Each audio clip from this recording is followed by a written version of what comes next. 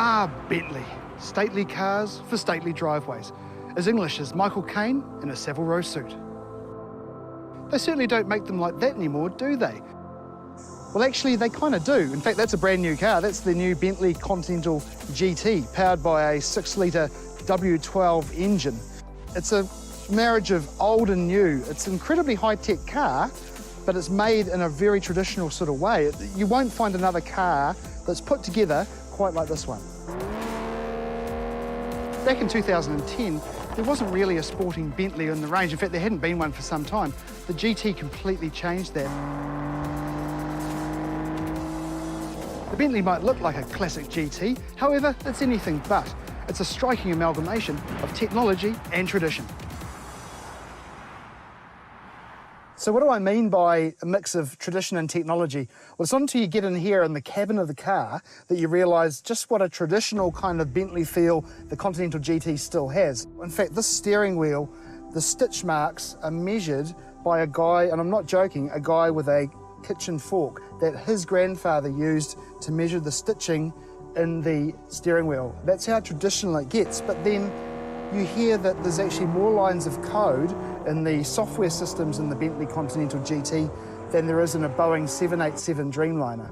So it is quite a strange car in that it is so traditional to sit in, but there's so much going on below the surface. There's plenty of technology on board, but there's also plenty of power. A 467 kilowatt, 6-litre W12 sits under the bonnet. W12? Think 2 V6s welded together.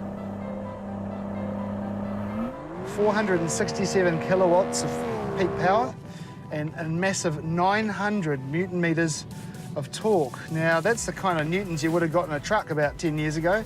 Not now. This thing really, really pulls. If you're expecting this Bentley to have a ferocious growl, you're going to have to push pretty hard to hear it. It's a very fast car, yes, but it doesn't have that shouty soundtrack. I mean, it's a sports car, sir, but there's no need to be uncouth.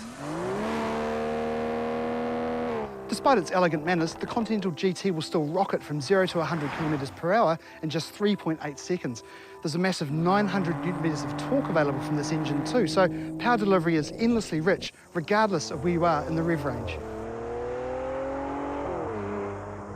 The car feels really suited to New Zealand driving conditions. It's generally a rear-wheel drive vehicle, but if the road surface turns marginal, it'll give you all-wheel drive ability. It's good at stopping as well. In fact, it has the biggest iron brake assemblies of any car manufactured in the world today. 420mm discs up front, 380mm discs at the back. No fancy ceramic brake package? Well, Bentley reckon that when your engineering is this good and consistent, you don't need it. Although you do get the feeling they're holding something back for the inevitable supersport version of the GT.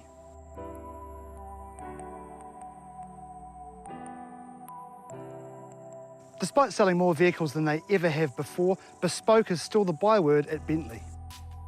You can have your Bentley Continental GT as over-the-top or as understated as you like. You could have a very subtle and conservative interior like this vehicle, or you could have purple seats and a yellow dashboard. There's around 10 square metres of sustainably sourced wood veneer in every single car. As for the interior, there's an incredible 2.98 kilometres worth of stitching thread used. It's all done by hand, and the quilting in the seats alone accounts for over 300,000 individual stitches. This is as close to hand-built bespoke as it's possible to get, while still fulfilling an increasingly large order book on a global scale. Despite the bespoke air, though, there's plenty of innovation inside the GT's cabin. The rotating display at the centre of the car's dashboard elegantly turns through 3 different face settings. It took 2 years to develop, features 40 different moving parts and 2 motors. The new electronic dashboard appears to be analogue. In fact, the clarity is so great that you'd be forgiven for thinking you're looking at mechanical dials. It's a car that works as a grand tourer for the open road, but also as a slice of luxury for the everyday. I know you're thinking, okay, it's not really a supercar. There's no massive wings on it or big flared arches. The doors just open normally. They don't even open up in the air or anything like that. But this is actually Bentley's very successful take on a supercar. It's fast, it's exclusive, it's dynamic on the road, but of course it's like a bit of a gentleman's cruiser if you want it to be as well. You could be stuck in traffic and it's still a lovely spot to be. At the end of the day, nobody makes cars like Bentley, and that sounds like marketing hyperbole. It's not. These cars are put together with so much care and attention.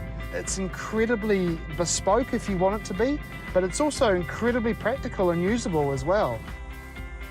There really is nothing like a Bentley, and when it comes to Bentleys, there's nothing like a Continental GT.